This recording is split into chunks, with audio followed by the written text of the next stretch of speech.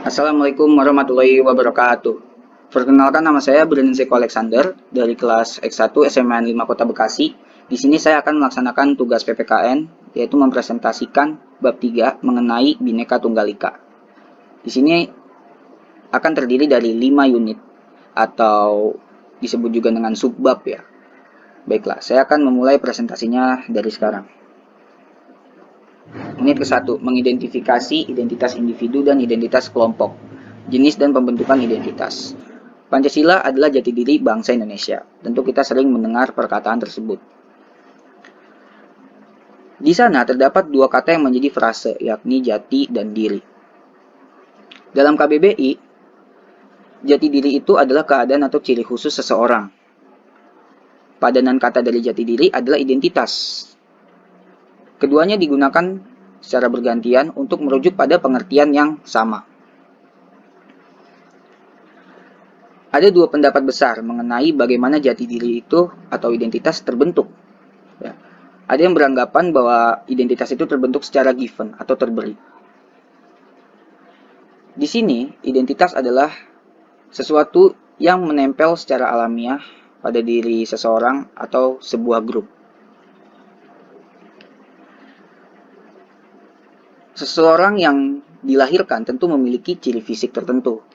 Kulitnya putih, matanya biru, rambutnya keriting, dan lain sebagainya. Ini merupakan bagaimana identitas dalam diri sebagai sesuatu yang alamiah.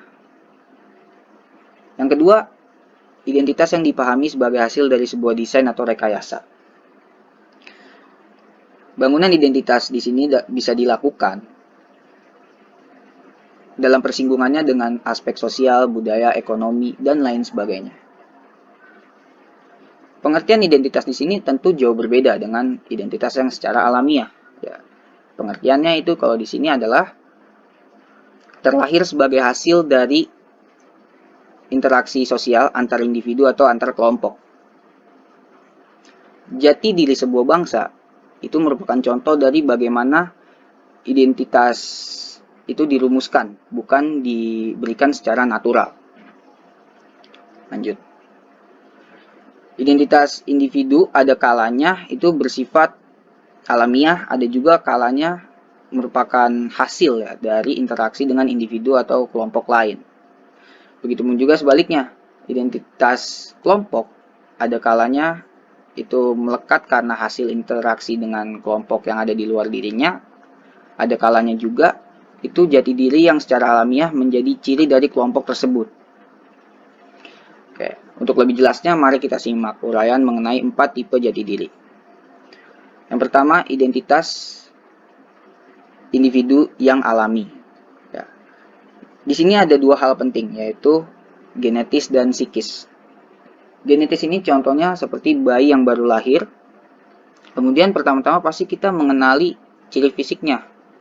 Ya, jadi seperti warna kulit,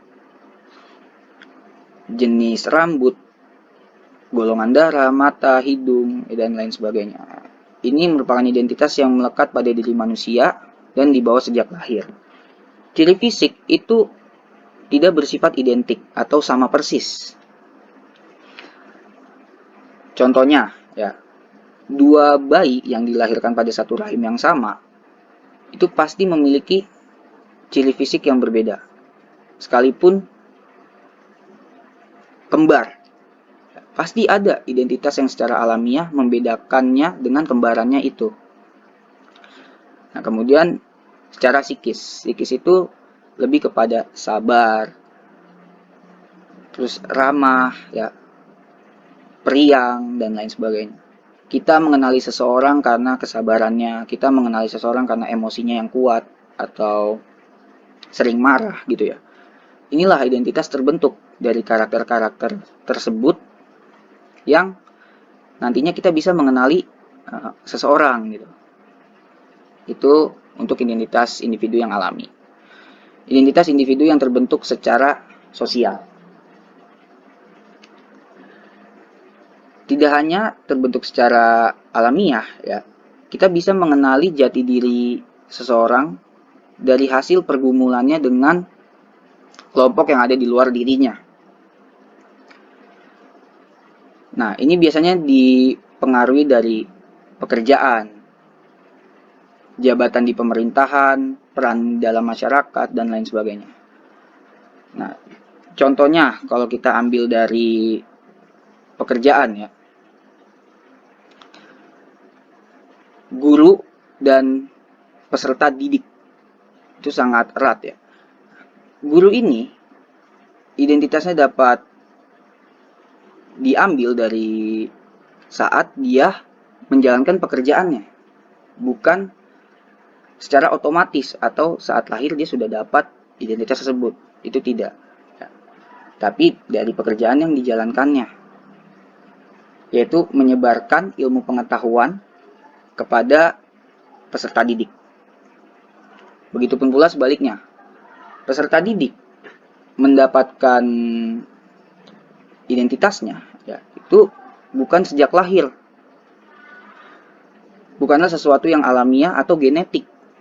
Ya, peserta didik adalah jati diri yang tercipta karena seseorang itu datang ke sekolah dan mendaftarkan dirinya untuk menjadi murid di sekolah tertentu.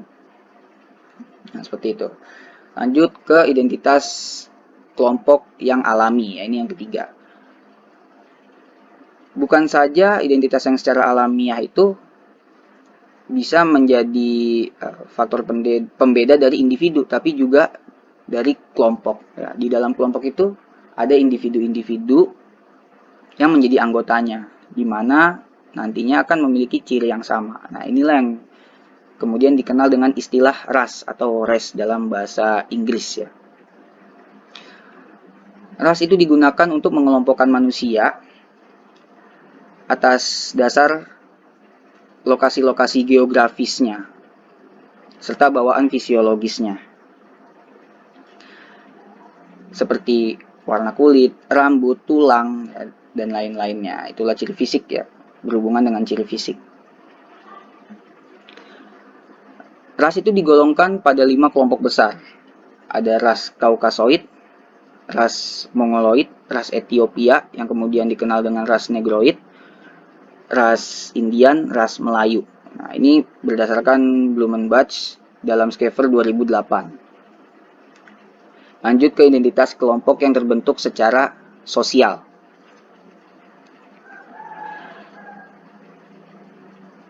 Tidak hanya terbentuk secara alamiah, identitas kelompok itu bisa terbangun karena ciptaan. Mereka yang suka sepak bola pasti mengetahui nama klub atau kesebelasan, ya. Dan baik itu di dalam negeri maupun di luar negeri. Contoh lain, organisasi peserta didik di sekolah. Ya. Identitas organisasi peserta didik di sekolah merupakan jati diri yang terbentuk atau dibentuk. Lebih tepatnya difasilitasi oleh sekolah. Bangsa dan negara itu merupakan kelompok sosial, di mana bangsa memiliki identitasnya masing-masing. Begitupun juga dengan negara, dasar, simbol, lambang negara, ya, lagu kebangsaan, warna bendera, ya, dan lain sebagainya. Itu yang menjadi penanda dari setiap negara. Negara Indonesia dibentuk ya, atas dasar perjuangan rakyatnya, baik yang dilakukan di medan perang maupun yang dilakukan melalui upaya diplomasi di meja perundingan. Ya, seperti itu. Baiklah, lanjut. Pancasila identitas bangsa Indonesia. Meski Insinyur Soekarno itu menyampaikan pidato Pancasila pada 1 Juni 1945, tapi bukan berarti 5 dasar tersebut hanya identitas presiden pertama saja, tapi juga identitas kita sebagai bangsa Indonesia. Tanpa Pancasila tidak ada Indonesia. Begitupun juga sebaliknya. Ini bisa diibaratkan seperti dua sisi mata uang. Dari mana identitas Pancasila itu berasal? Ya. Berulang kali Insinyur Soekarno mengatakan bahwa dirinya itu bukanlah penemu dari Pancasila, tapi dia hanya menggali Pancasila dari bumi Nusantara. Itu artinya pikiran, sikap, tindakan manusia Indonesia sudahlah wajib mengikuti nilai-nilai Pancasila. Pancasila jangan hanya ditinggalkan sebagai jargon semata dan tidak diimplementasikan pada sikap dan tindakan. Ya. Ini Soekarno pernah berkata dari sini ya, di pulau buangan yang sepi dan tidak berpenghuni, aku telah menghabiskan waktu berjam-jam untuk merenung di bawah pohon kaju. Kemudian datanglah ilham dari Tuhan mengenai 5 dasar falsafah hidup yang kemudian dikenal dengan Pancasila. Aku tidak mengatakan bahwa aku yang menciptakannya. Yang kukerjakan hanya menggali tradisi kami hingga ke dasarnya, dan muncullah aku dengan 5 buah butir mutiara yang indah. Cindy Adams 1966-300. Tentang hal ini, wakil presiden pertama kita, yaitu Muhammad Hatta, juga ikut berperan ya dalam mengingatkan bagaimana tuh memaknai Pancasila. Dalam pidato peringatan lahirnya Pancasila 1 Juni 1977 di Gedung Kebangkitan Nasional Jakarta. Dia mengatakan, janganlah dijadikan amal di bibir saja, karena jika demikian berarti pengkhianatan pada diri sendiri. Beliau menambahkan, Pancasila haruslah tertanam dalam hati yang suci dan diamalkan dengan perbuatan. Lanjut. Pancasila berperan besar bagi bangsa Indonesia. Pancasila adalah identitas yang digali dari kearifan serta kekayaan nilai bumi Indonesia. Agar Pancasila ini terus hidup, maka kita jangan sekedar menghafalkannya saja, tetapi juga mengamalkannya, mengimplementasikannya. Pancasila merupakan jawaban yang tepat bagi bangsa yang majemuk, yang tidak lain adalah bangsa kita, bangsa Indonesia. Sejarah bangsa Indonesia itu adalah kisah tentang sebuah negara yang majemuk, ya kan? Keberagaman tidak bisa kita ingkari sebagai fakta sosiologis, karena memang dalam kenyataan yang alami itu sudah ada keberadaannya. Kemudian Pancasila membingkainya dan memayungi keberagaman tersebut. Masyarakat yang berbeda latar belakang dapat hidup pada bingkai tersebut.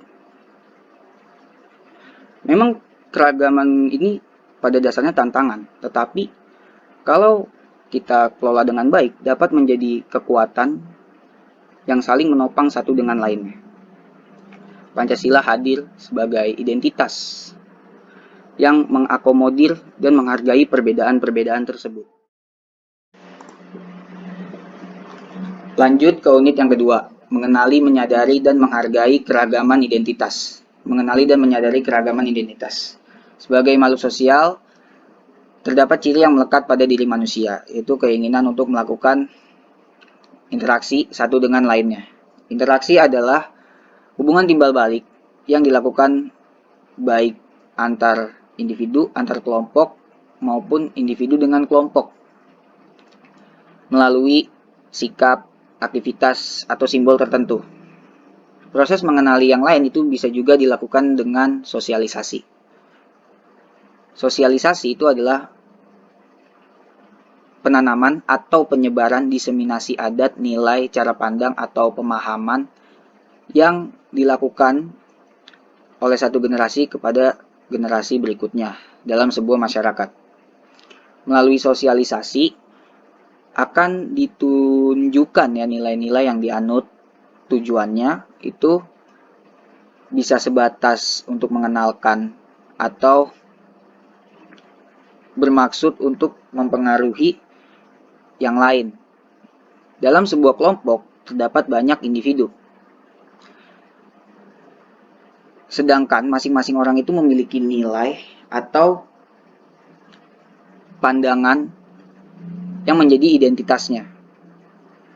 Terhadap pandangan yang berbeda itu diperlukan kemampuan bernegosiasi untuk mencari titik temu agar terdapat satu identitas yang nantinya disepakati ya sebagai jati diri kelompok. Begitu juga dengan mereka yang ingin membentuk grup atau kelompok yang lebih besar. Kelompok-kelompok kecil akan berunding untuk menciptakan satu identitas yang bisa mewakili semuanya. Identitas atau jati diri kelompok besar akan didapatkan itu bisa melalui nilai sebuah kelompok kecil atau bisa juga dengan cara lain. Intinya, identitas di sini itu merupakan sesuatu yang betul-betul baru dan tidak ada pada anggota kelompoknya. Lanjut. Terciptanya identitas kelompok itu dipengaruhi oleh anggota kelompoknya. Identitas sebuah grup ya adalah hasil dari rumusan dan kesepakatan yang diharapkan bisa menjadi media bagi kelompok lain ketika hendak mengenalinya. Di sini kita bisa menarik dua hal penting, yaitu jati diri dan keragaman atau kebinekaan.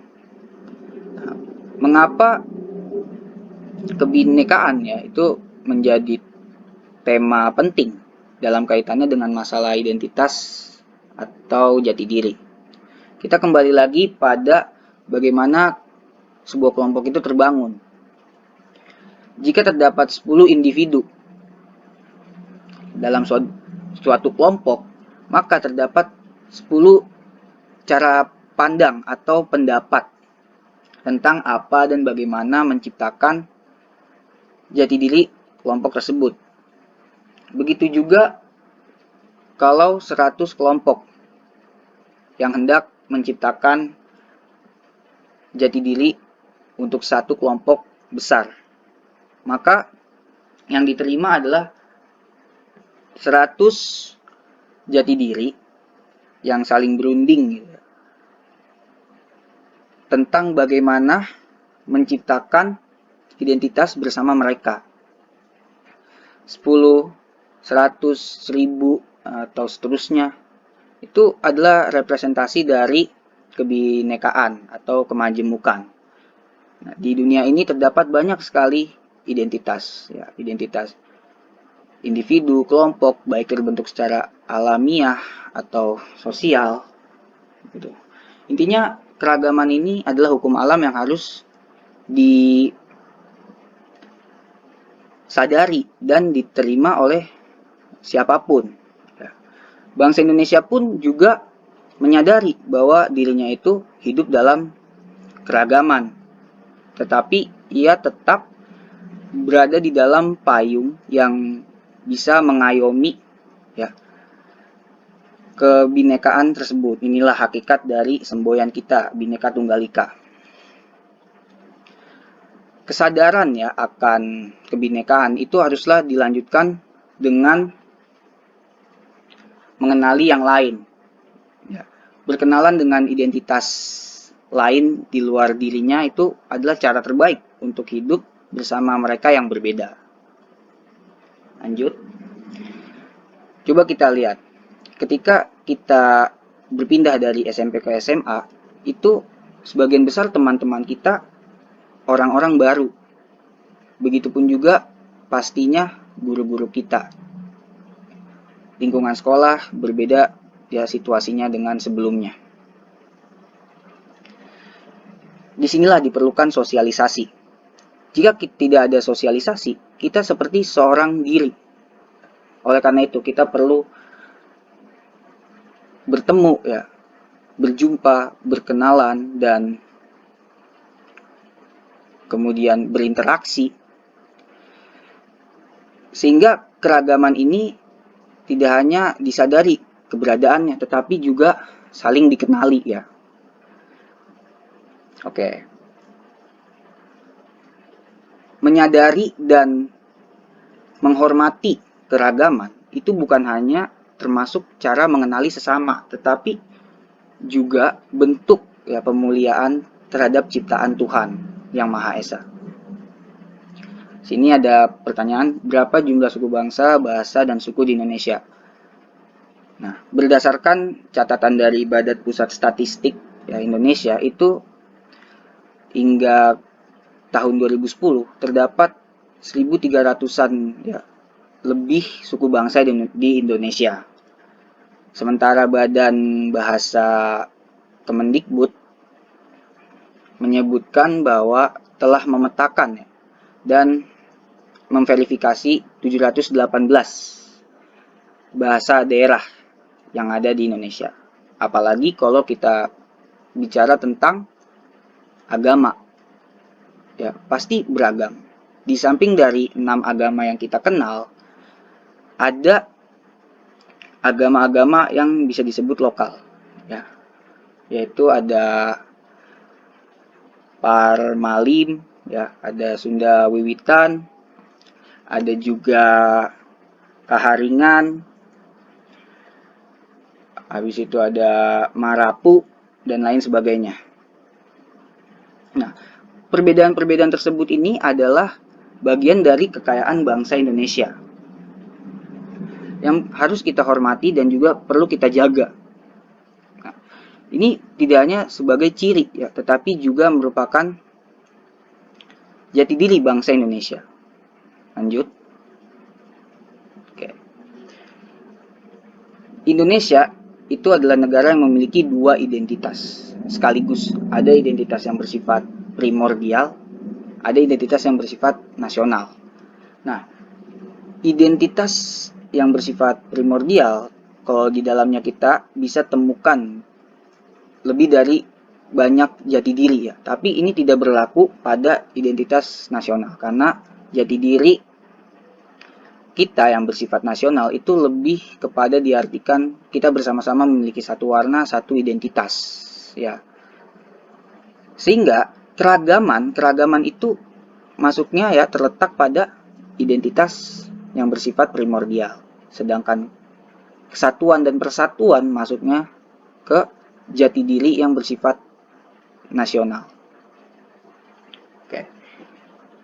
Lanjut lagi, tugas besar kita sebagai bangsa yang besar itu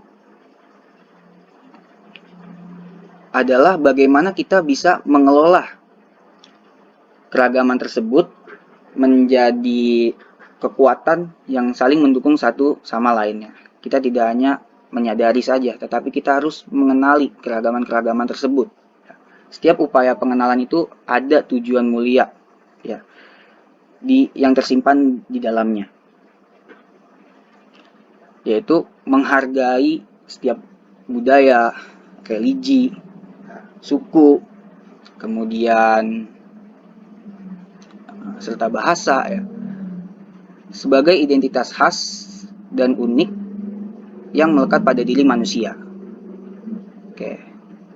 Nah, berbicara mengenai menghargai keragaman identitas, ya, di sini ada kisah yang berhubungannya dengan kisah nenek moyang kita.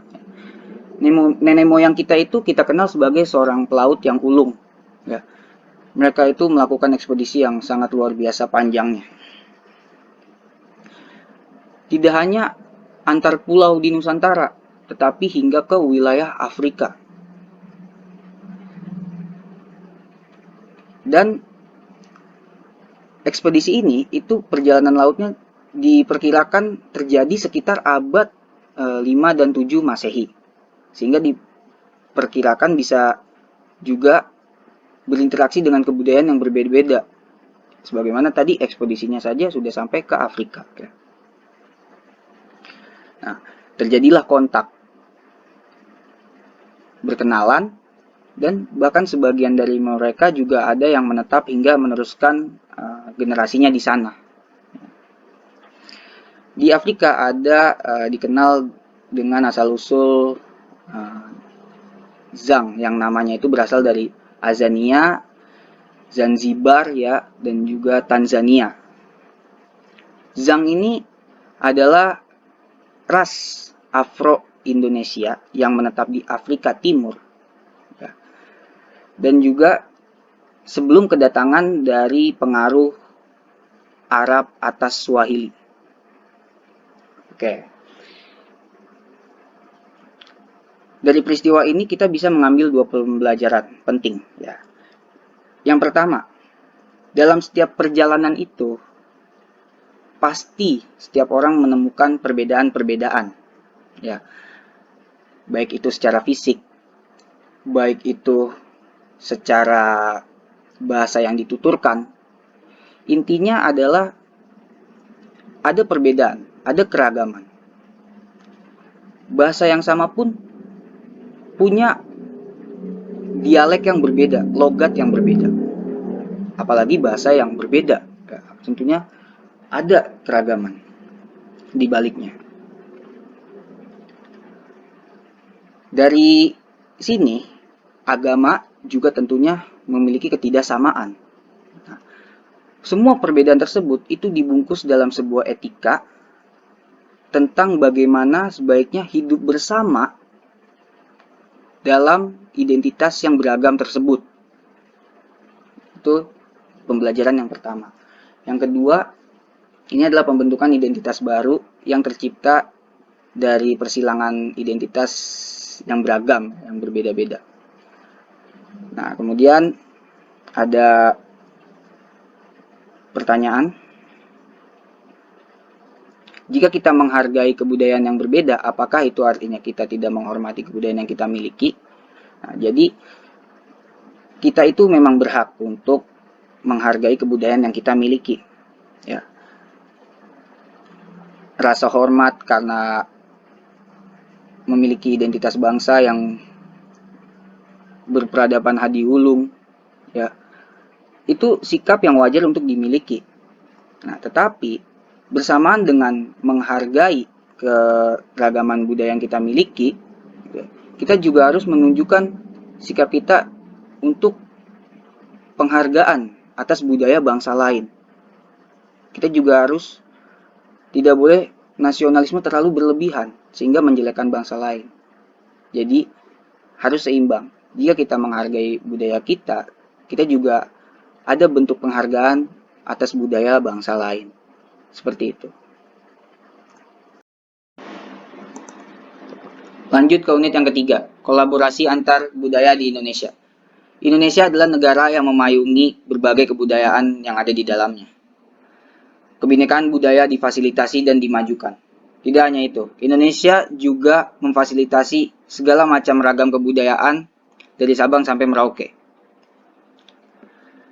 Coba kita cermati komposisi peserta sidang BPUPK. Terdapat 70 anggota yang ada di dalamnya. Berlatar belakang, suku, dan agama yang tidak sama. Tak hanya menghormati kebudayaan-kebudayaan yang ada, baik di dalam negeri maupun di luar negeri atau antar negara. Sebaiknya membangun sebuah kerja nyata yang menunjukkan bagaimana perbedaan itu bisa mendorong kolaborasi. Kolaborasi antar budaya bisa menjadi agenda berikutnya. Kolaborasi adalah sebuah kerjasama yang dilakukan baik individu maupun kelompok. Mereka yang terlibat di dalam kerjasama itu mendasarkan dirinya pada nilai yang disepakati, komitmen yang dijaga, dan keinginan untuk menunjukkan bahwa kepada halayak latar belakang budaya itu tidak menghalangi siapapun untuk bisa bekerja bersama-sama. Dengan semangat kolaboratif, jati diri yang berbeda-beda itu bisa saling bergandengan tangan, menciptakan prakarya kebudayaan. Karena bersifat kolaborasi, identitas yang ada di dalamnya itu tidak kehilangan jati dirinya. Ini seperti gambaran jati diri bangsa Indonesia yang berasal dari keragaman identitas yang masih sangat terjaga. Meski pada satu waktu yang sama, ada identitas yang secara bersama-sama disepakati sebagai identitas nasional. Lanjut. Kasus kekerasan yang dipicu masalah keberagaman di Indonesia. Kompas.com. Indonesia ini memiliki suku bangsa, adat istiadat, budaya, ya, ras yang berbeda-beda. Namun dari keberagaman tersebut terkadang memicu munculnya konflik-konflik yang menimbulkan korban jiwa, kemudian luka-luka, dan harus mengungsi. Diberitakan Kompas.com 23 Desember 2012, Yayasan Denny J.A. mencatat selama 14 tahun setelah reformasi itu setidaknya ada 2.398 kasus kekerasan dan diskriminasi yang terjadi di Indonesia.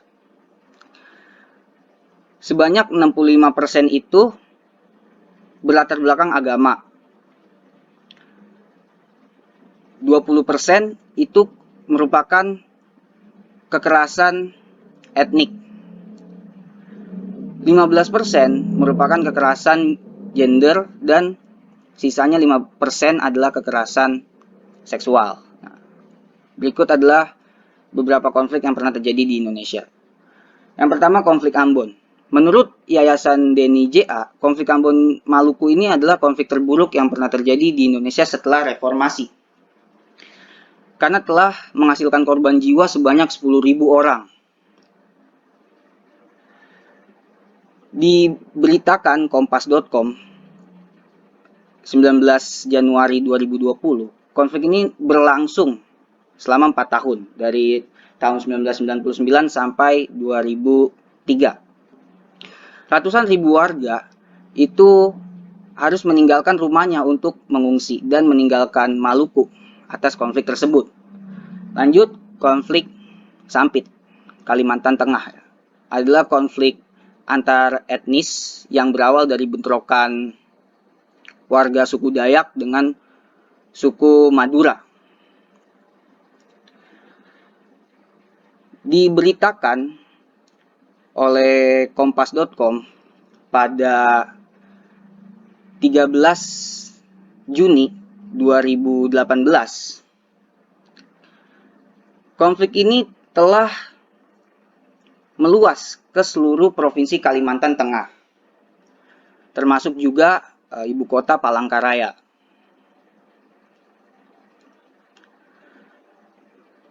Menurut Yayasan Denny J.A.,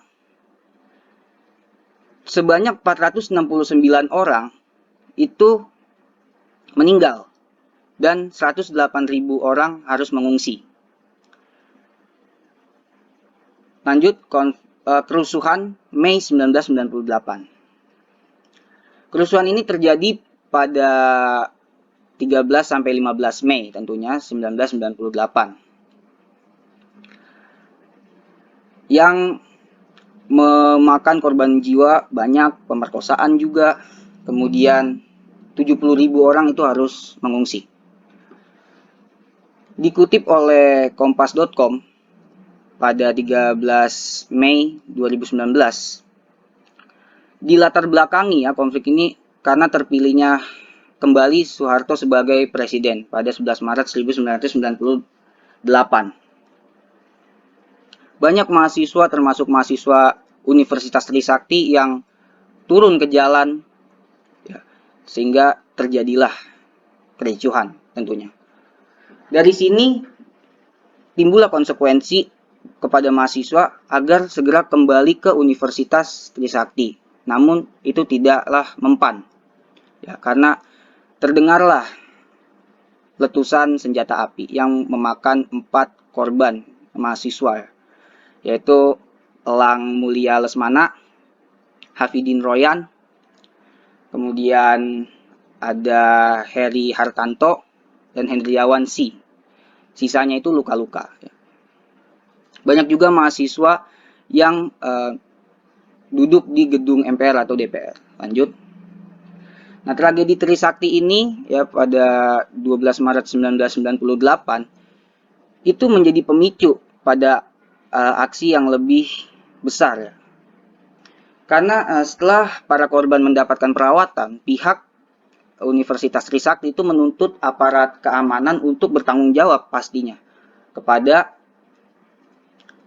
peristiwa tersebut yang sudah dilakukan. Peristiwa itu juga menyebabkan kerugian sebesar 2,5 triliun rupiah.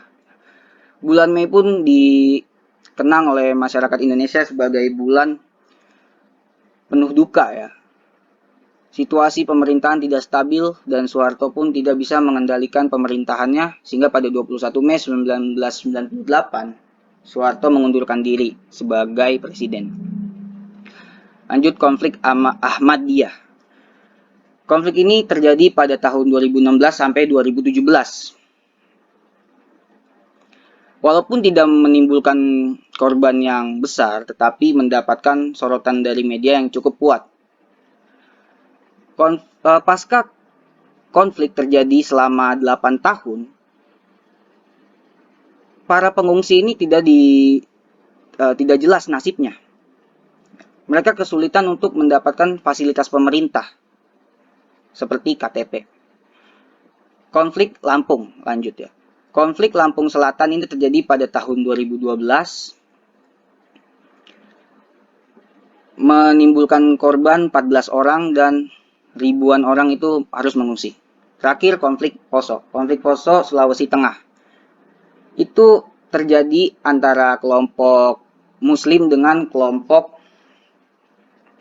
Kristen ya pada akhir tahun 1998 sampai 2001. Sejumlah rekonsiliasi itu dilakukan untuk meredakan konflik tersebut.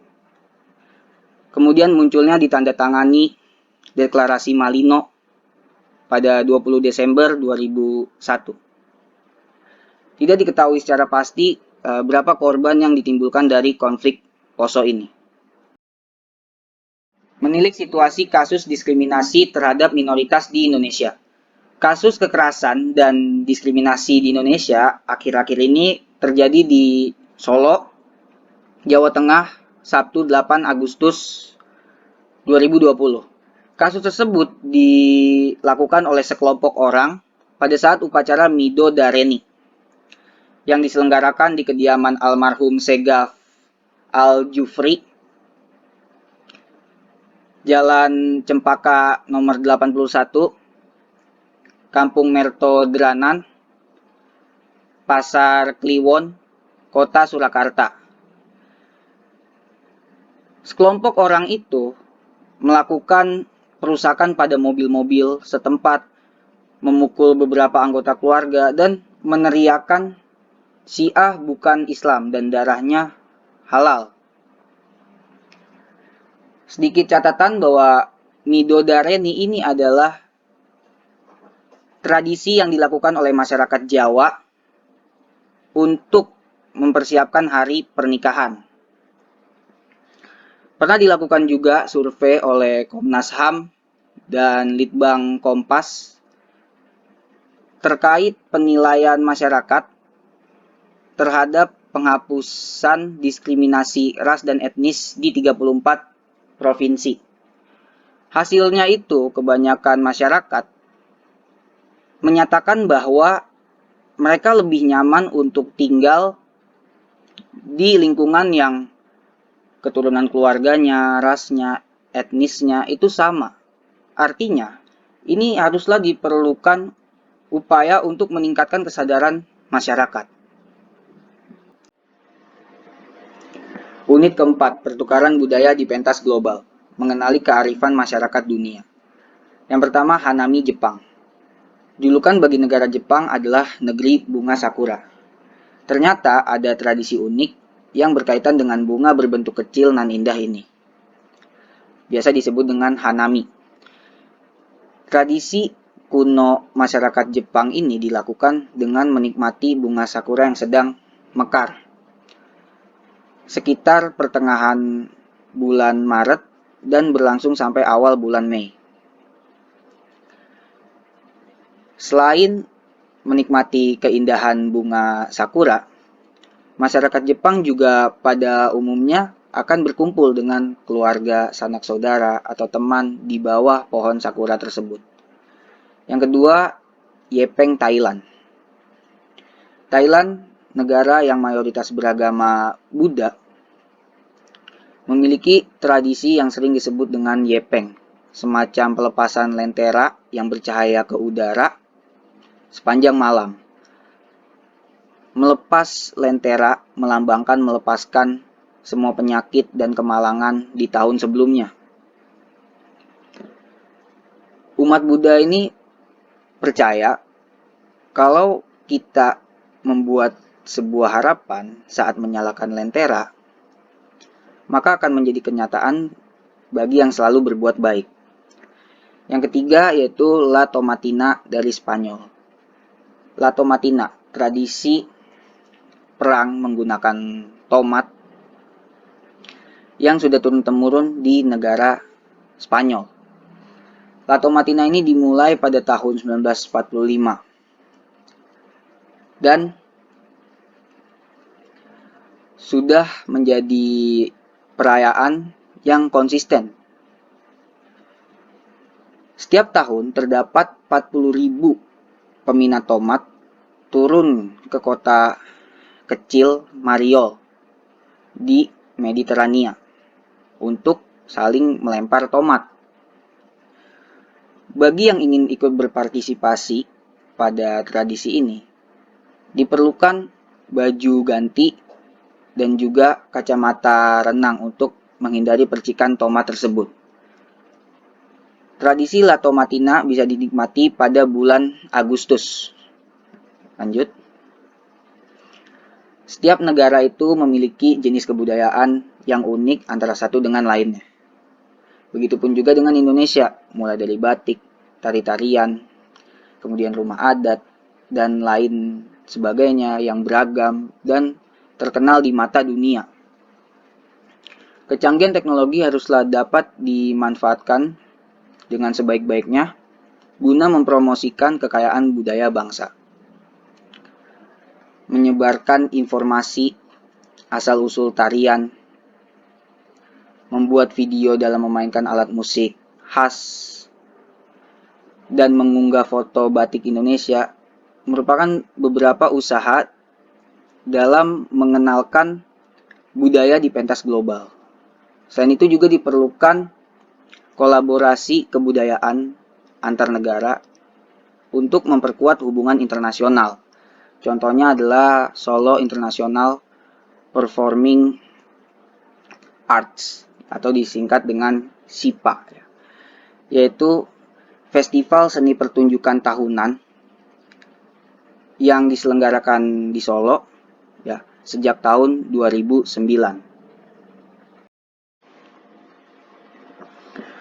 Lanjut ke unit yang terakhir, unit kelima, belajar dari kekayaan tradisi.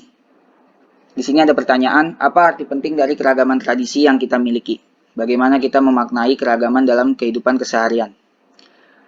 Mula-mula tentu saja ada kebanggaan, karena bagaimanapun juga keragaman tradisi yang dimiliki menunjukkan bahwa kita adalah bangsa yang kaya.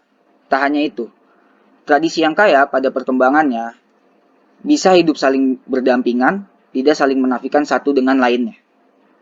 Bayangkan jika satu kebudayaan merasa dirinya lebih adiluhung daripada kebudayaan lain, atau jika ada pemeluk agama yang menganggap ajarannya yang paling sempurna, sehingga pemeluk agama lain tidak berhak hidup di negara ini. Kalau ada klaim keunggulan budaya atau agama, sudah pasti kita tidak lagi menjadi negara yang bineka, yang kaya akan tradisi. Di negara Indonesia, semua kebudayaan itu memiliki posisi yang sama. Tidak ada satu budaya yang lebih unggul atau lebih superior dibandingkan budaya lainnya. Semua warga negara dengan segala identitas kelompok yang melekat padanya seperti agama, etnis, bahasa, dan lainnya berada pada payung yang sama. Mereka dijamin untuk beribadah sesuai dengan keyakinannya dan diberi kesempatan yang sama pula untuk mengembangkan dan memajukan kebudayaan serta tradisi leluhurnya.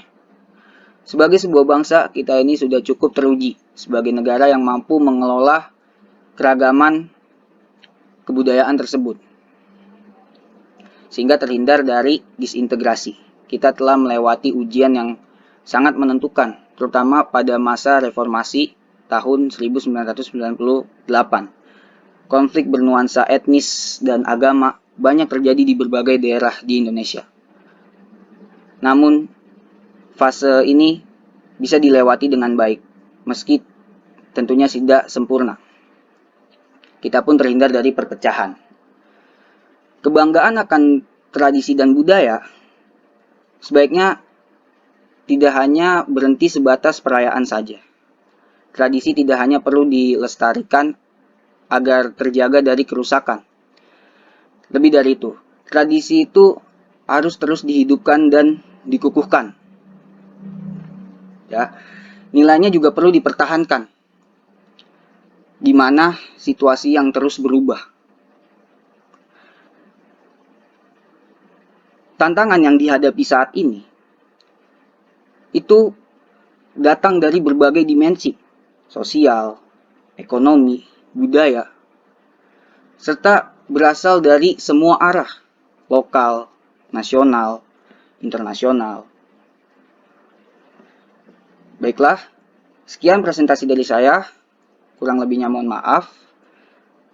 Jika ada kritik atau saran, boleh tinggalkan di kolom komentar. Terima kasih semua. Wassalamualaikum warahmatullahi wabarakatuh.